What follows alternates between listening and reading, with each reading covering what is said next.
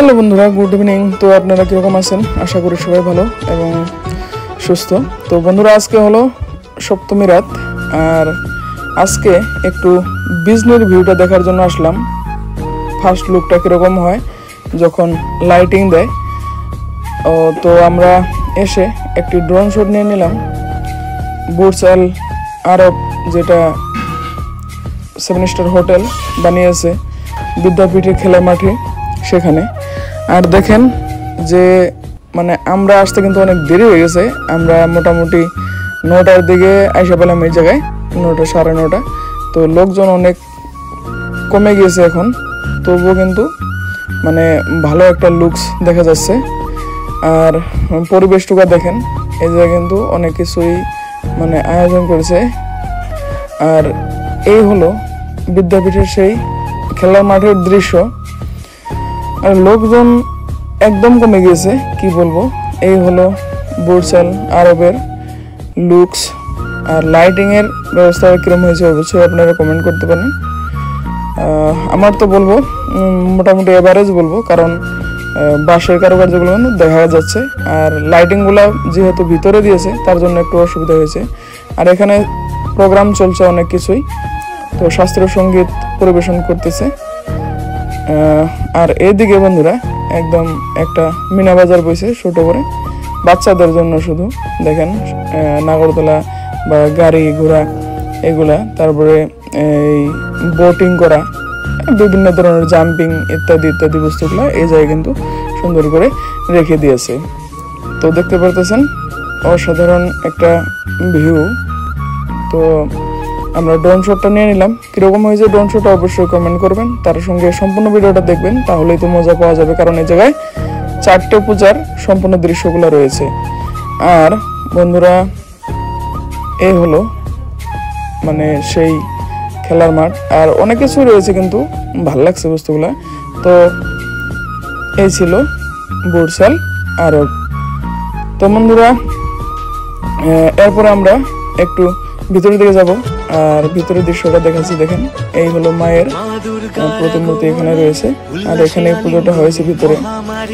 আর এখানেও কিছু সংখ্যক লোক রয়েছে আমাদের মতোই, হয়তো এরা দেরি করে এসেছে।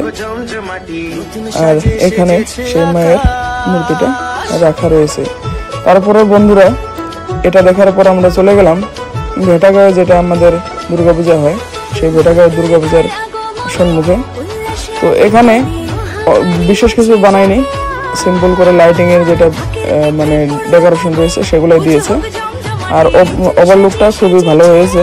এখানে ভালোই হয় প্রত্যেকবারই, কিন্তু এবার যেহেতু আমাদের আসামে না দুর্গাপূজার মহলটা ফিকা ফিকা লাগতেছে, কারণ জুবিনদার মরার কারণে উনি মানে স্বর্গবাসী হওয়ার পরে উনার তো প্রত্যেক জায়গায় ক্যাটালগ বা ফটো দেখতে পারবেন শ্রদ্ধাঞ্জলি স্বরূপ।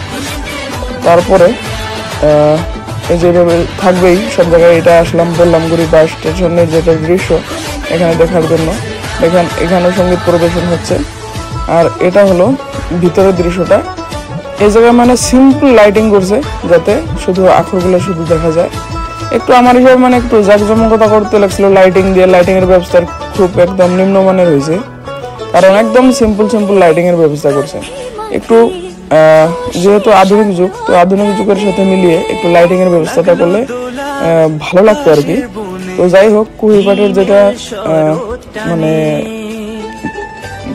থিম নিয়েছে, সেই থিমটা বলা লাগে যে খুব ভালোই, কিন্তু লাইটিংয়ের ব্যবস্থাটা একটু ভালো করলে ভালো লাগতো আর কি, সেটাই আমি ভেবেছি। আর ওদেরকেও বললাম। আমার সঙ্গে গিয়েছিল উজ্জ্বল ভাই, নিকুঞ্জ ভাগ্নে, আর রইল ঠান্ডা মামা, মানে আমার সুজন মামা। আর এই ছিল বললামগুড়ি বাস স্ট্যান্ডে সেই দৃশ্যটা। কীরকম লাগছে প্যান্ডেলটা আপনারা অবশ্যই কমেন্ট করতে পারেন। এরা কিন্তু সিম্পল একটা লুক দিয়ে সুন্দর জাঁকজমকতা করেছে। তারপরে বন্ধুরা এসে গেলাম ফ্লাইওভারে। আর ফ্লাইওভারের থেকে ড্রোনটাকে ছেড়ে দিলাম শিবশঙ্কর কলোনির দৃশ্যটা নেওয়ার জন্য। কিন্তু বন্ধুরা, শিবশঙ্কর কলোনিতে যাওয়াই হলো না, সেটা ভুলে গিয়েছি। উপরের থেকে ড্রোন শট নিলাম, আর সম্মুখে বিজনি বাজারে যেটা পূজা, সেখানেও একটু ড্রোন শট নিয়ে নিলাম। তো দেখতে পারতেছেন এটাও কিন্তু ভালোই হয়েছে, কিন্তু এবার মানে কি জাঁকজমকতা একদমই নাই। তারপরে ড্রোনটাকে পাঠিয়ে দিলাম ওখান থেকেই বড় কালীবাড়িতে।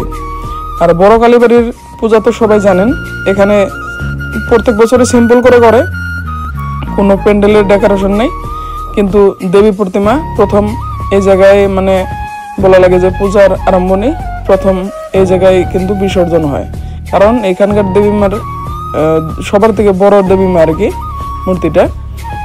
আর এখানকার দৃশ্য সবাই জানেন। তারপরে আমরা চলে আসলাম বন্ধুরা শ্রী দুর্গা কলোনি।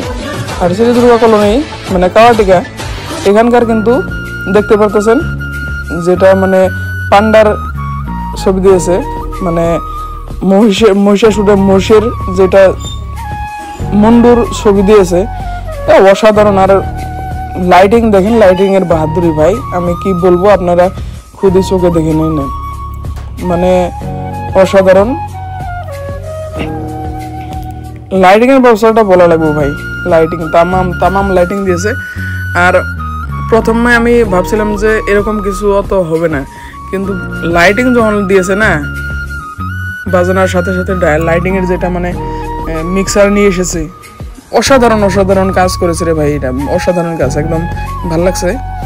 আর এই হলো সেই শ্রী দুর্গা কলোনি বা কাওয়াটিকার দৃশ্য। আর দেখেন লাইটগুলো যখন নাকি গাছে বা বিল্ডিং এর দেওয়ালে লাগছে না, তখন দেখার মতো একটা ভিউ হচ্ছে কিন্তু।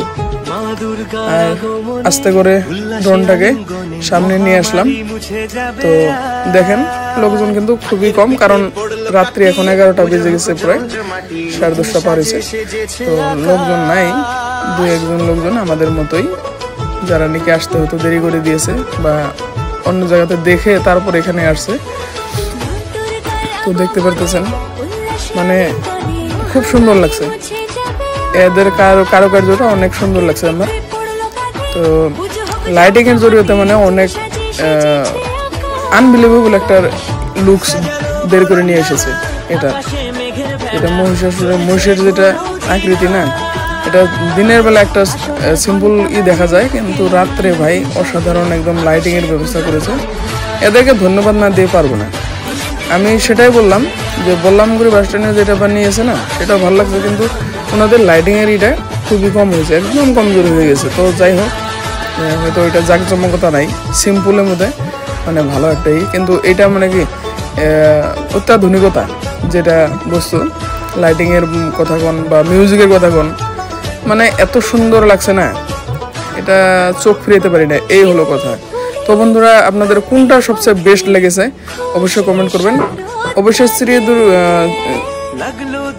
অবশ্যই শিবশঙ্কর কলোনির এইটা আমার কিন্তু দেওয়া হলো না, ওইটা আমি নিচে যাইনি, তো অবশ্যই যেতে যত্ন করব আর আপনাদেরকে দেখাবো গাছের চারা দিয়ে কিরম করে সুন্দর করে হয়তো প্যান্ডেলটা বানিয়েছে।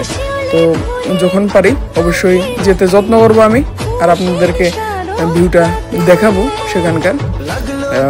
বন্ধুরা, আজকের ভিডিওটা এটুকুই ছিল, আশা করি ভিডিওটা ভালো লাগবে। আর কোন প্যান্ডেলটা আপনার ভালো লাগছে অবশ্যই কমেন্ট করবেন। তার সঙ্গে আমাকে সহায়তা করার জন্য, আমার সঙ্গে থাকার জন্য আপনারা অবশ্যই ভিডিওটা লাইক, কমেন্ট এবং আপনাদের বন্ধুদের কাছে একটা শেয়ার করে দেবেন, একটা আপনারা শেয়ার করে আমাকে এগিয়ে যাওয়ার জন্য সহায়তা করবেন। তো বন্ধুরা, ঠিক আছে, আজকের ভিডিওটা এটুকুই ছিল, বাই বাই।